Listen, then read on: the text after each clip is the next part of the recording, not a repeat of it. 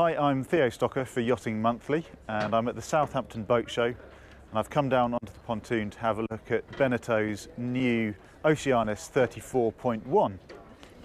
Now, she's designed to be a fun and reasonably sporty little cruiser for a family, so let's have a look around. So the aim is really to maximise volume whilst keeping a boat that sails nicely. The 34.1 replaces the older 35.1, so a foot shorter, but she's also narrower on the waterline, narrower overall. One thing that does is to reduce wetted surface area, which is good for sailing in light airs. They've also taken half a ton of weight out of the boat, which further improves light wind performance. So you've got a large fold down transom bathing ladder there with a little strap to hold it in place, and that's controlled on gas struts. Under there you've got space for a life raft, and unsurprisingly you've got twin wheels, which is pretty much de rigueur these days. Outboard, that lets you lift up those seats, and then here you've got lazarettes, and this is the port lazarette. There you go, and you've got your moulded rudder post tube structure there. A small amount of Sikaflex holding that together. Yeah, and that's your steering quadrant, autopilot rudder angle. And a reasonable amount of space in there. And a gas locker just outboard here.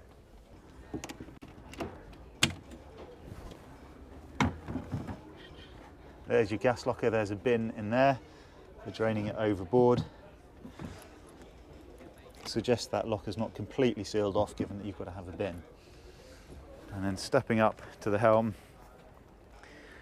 you've got a little bit of instrument space here you've got autopilot there, and a B&G Triton 2 instrument head, and then Harken 42-speed self-tailing winches with lines led aft, so that's for your German system main sheet and for your head sail sheet. No instrument pods on this, but I guess you could add them if you want a chart plotter, potentially one on the aft end of the table here or just in front of the helm. Engine control on this side. You've got a few little optional extras here, so you've got a chain counter for your electric windlass for the anchor. You've got a chart plotter on this side. Here we go, that's a B&G Zeus 3, and you've also got a bow thruster. That's helpful on a boat because this has got twin rudders, so any thrust that you get from the engine when you're manoeuvring in harbour doesn't necessarily go straight over the rudders, so a bow thruster can help. Right, in the middle of the cockpit you've got this fairly generous sized table, folds out on either side, so that gives you good bracing. Good sized bin for stowage of bottles, drinks, and some nice handholds there. Cockpit cushions in place. These are held in with little poppers and little strips down the back. And then on this boat you've got a really good big high spray hood. Not necessarily the sleekest looking thing at that height, but it will be big enough to duck under, and it's also got a zip for a boat tent. So quite a nice level of spec on this boat. You notice you've got some stereo speakers down there. Alright, so you can open this, that's on gas strut there. And what you've got in here is just pretty huge. So you can store plenty of stuff in here, and you can see you've almost got little work surfaces around there. So you can step down and actually use this as a workshop. And you'll see just here is a hatch, and that goes through into the shower compartment, the heads compartment, which we will have a look at shortly. As I said, all of this would be an aft cabin. This would be a double berth if you opted for that. Potentially if you've got grandchildren staying on your board and you need a third cabin, you could still shove a cushion in here, and grandkids might quite enjoy that. Alright, let's have a look around on deck. So reasonably wide side decks here. You can see quite a few of these low friction rings around the place. This is for a spinnaker sheet. That's a spinnaker sheet. One comes up onto the primary winch. You've only got one set of primary winches here, and then a set of coach roof winches forward in the cockpit. You can see a small steering compass there, and halyards led aft either side of the companionway with little rope hatches there. You can see those tucked over the top of the folding companionway hatch doors. You can see here the ropes are led aft to the winches. They come along on top of the coamings. It's a little bit, potentially if you're sitting in the cockpit and you're trying to steady yourself, they could be handholds. Just need to make sure people's hands are clear before you do anything with the lines. Now, one little thing that sort of reflects one of the current trends of boat design that comes from racing fleets, but also helps keep weight and cost down, is that you've got low friction rings for your jib fair leads rather than tracks along the side decks. Keeps the decks clear. Still adjustable, you can still change your sheeting angle. There's a lot less clobber to go with it. Coming forwards, here you've got the German main sheet system. You can see that it's brought to just over halfway aft along the boom, so you lose a little bit of mechanical advantage. So you're relying on the winches for that. But yeah, we'll give that a go when we get to test this boat shortly. Nice handholds along the coach roof, go reasonably well far aft and take you all the way to forwards to the shrouds. Then at the mast you can see you've got quite a nice low gooseneck, so reaching the sail isn't a problem when you're putting it down. And you've got a self-tacking jib track here, which comes as standard. The overlapping genoa is an optional extra, but nice narrow sheeting angles with both of them actually. And you can see you've got really full sections forward here in the bow. It's quite a wide foredeck for a 34-footer. Got a hatch down there into the forward cabin, and then coming forwards, let's have a look in the anchor locker. So a good big hatch, and then you've got a vertical axis electric windlass, handle, remote. That's all nicely laid out. And then you'll notice, to make maximum space of the forward cabin below, you've got this sloping section here, and that's where the feet of the forward berth go. And then the deep part of the anchor locker, let's see if we can move this around.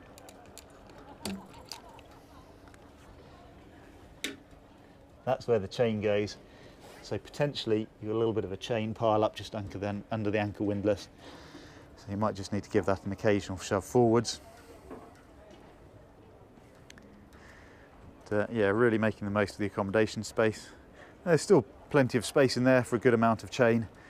So a sensible amount for cruising.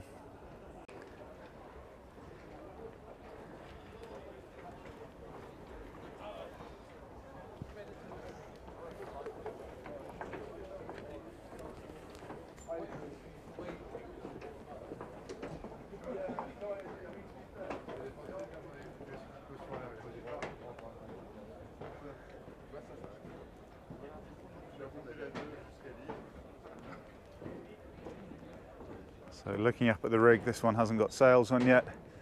It's a slab reef mainsail,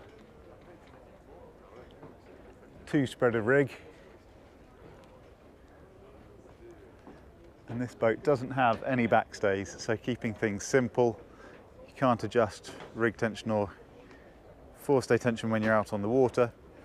Actually, most people probably don't do that. You control your power with reefing or halyard tension. And you've got these really, really wide set spreaders, so you've got plenty of stability on the mast. Right, let's go below. So 3 steps down into the saloon.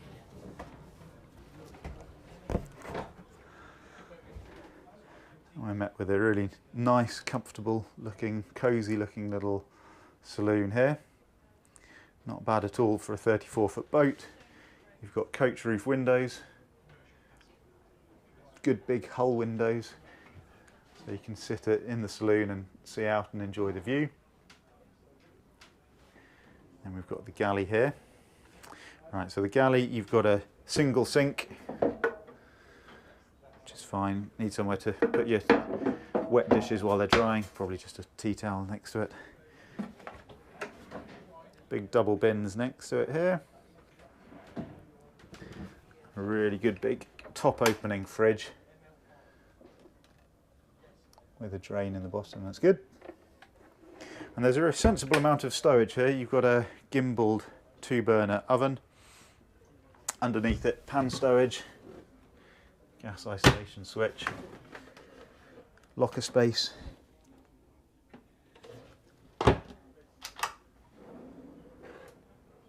Space for some very big knives. Stowage behind. Probably wouldn't put plates on there, you could put something else there though. And then decent lockers, sliding lockers under there. So for a 34-foot boat, it's not a bad galley at all, lots of space. Let's go aft here. We've got the second of the 2 cabins on this boat. As I said, this is the 2-cabin version. There is a 3-cabin version. I'll show you that option on the other side. So in here we've got a pretty generous berth. A little bit of boxing on the side there. That's obviously where the hull comes in towards the stern. Getting a bit dark in here, sorry. So that's your shelf above the bunk. And then you've got some shelved locker space in there. And down here you've got access to the side of the engine just next to the berth. Coming out of the port aft cabin. Here we go. So this is the heads compartment. Now in the 3-cabin version, this would be a little walkway aft to the door for the port aft cabin.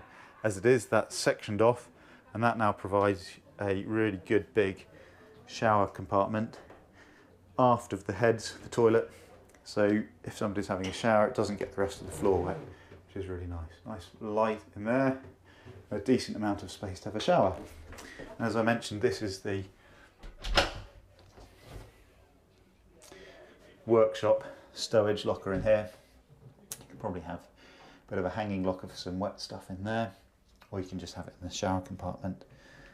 That's got a rubber seal around the door. It's not a watertight door, but it should be waterproof. Alright, into the main saloon. We've got 2 good long berths either side, port and starboard, and they're a nice width, so they're comfy to sit on. And they make decent sea berths as well if you put some lee cloths on. You've got a folding out table here. You haven't got handholds on the coach roof, on the deck head, but it's not a huge boat. You can hold onto the table, the mast. You've got some nice stowage in here, bottle stowage, very important on a sailing cruise. And then you've got access to some of the systems and things behind there. And nicely, you've got hinged hatches under the bunks with lined, sort of GRP lined lockers. So that's a decent amount of stowage. Obviously cruising, stowage is really important. And here we've got your sort of little navigation station, switch panels and electronics. So this boat has an aft facing chart table. Nice that a 34-footer includes a chart table. I think increasingly with people working remotely, working from home, even if you have not putting charts out, somewhere to work with your laptop is a really nice addition. Now, neat little solution here. You've got some little magnets on there. Rests on the wood cutout, and that stays away there. And then your chart table folds down. Now, this isn't quite the size of an Admiralty leisure folio chart. You're not going to fit a chart on here. But if you've got one of the A3 folio chart books that some of the other manufacturers produce, that will fit on there. You've got a bit of stowage, laptop stowage, book stowage inside the chart table, which is good. You've got actually quite a nice amount of space up here as well, bookshelf up there, so you can put your navigation equipment. And also really nice to be able to sit next to radio, stereo, switch panels, electrical switch panels here. And you could probably find space for a little chart plotter here as well if you wanted to do that, have a repeater for the one up on deck. When you're not navigating, Obviously you're only in 34 feet of boat, so being able to put that away and keep it neat is a really nice thing to have.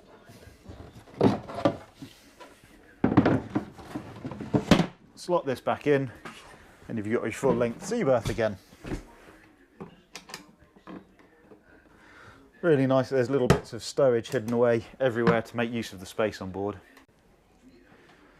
Coming forwards, we've got a double berth here and double doors.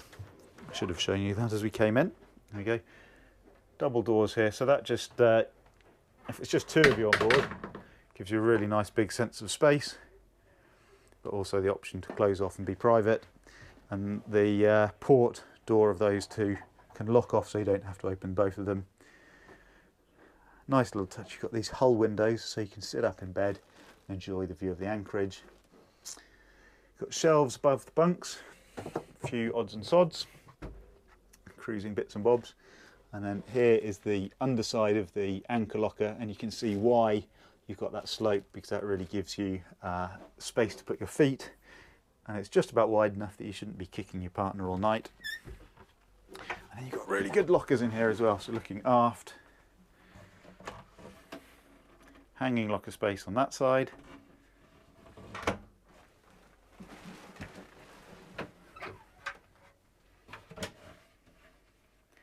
Shelved locker space on starboard. A couple of nice little touches. So there are some systems that you might want to access back here. So there's some wiring. I think there's some, not on that side, but there might be some plumbing and things. So there's little access spaces. So they have thought about access to maintenance, which is really good. And then looking up, you've got an opening hatch onto the deck, sliding blind, and a vent added in there.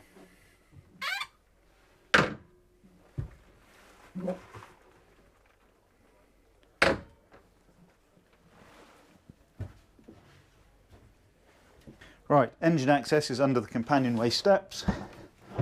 Just undo the bolt here. That comes up on a gas strut. That works really nicely. It stops at horizontal.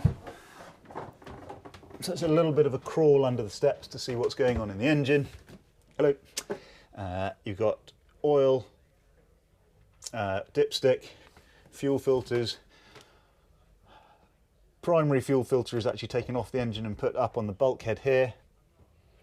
The expansion tank for coolant is aft there. And a little bit tricky to get to, right at the aft end here, I'll bring the camera down in a minute, is the water filter for the raw water cooling. And then oil filters are accessed through the heads compartment. Filters, water strainer, and your alternator's just here. Alternator belt under this bit there, so you can access that, and the impeller down here, reasonably easy to access. That's the gearbox. Checking gearbox oil, there's a few fuses and stuff there, and a bit of access, so you can get to all the bits of the engine. So that's just a quick look around the Oceanis 34.1. She looks like a really fun little boat to sail, and for a 34-footer she squeezes in a huge amount of accommodation, cockpit space, twin wheels, and she's got a lot of what people are going to want. She's competitively priced as well.